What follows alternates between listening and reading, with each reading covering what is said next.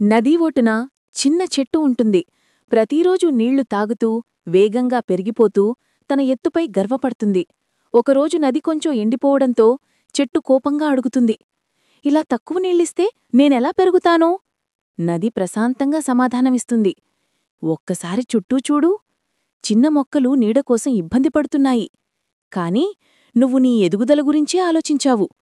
ఈ మాటలు చెట్టును లోపలే నుండి కల్చివేస్తాయి. దాంతో అది నీళ్లు తాగడం కూడా ఆపేసి బలహీనపడుతుంది.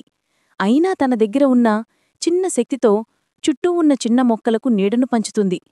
కొన్ని రోజులు గడిచిన తరువాత అనుకోకుండా మబ్బులు కమ్ముకుని భారీ వర్షం కురుస్తుంది.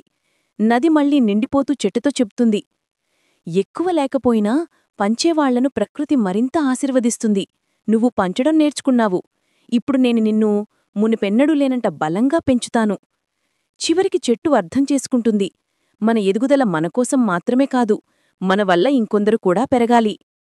మన చిట్టు నీలా కోసం ఒక లైక్ మరియు సబ్స్క్రైబ్ చేయండి. ఇంకో మంచి వీడియోతో మళ్ళీ కలుద్దాం.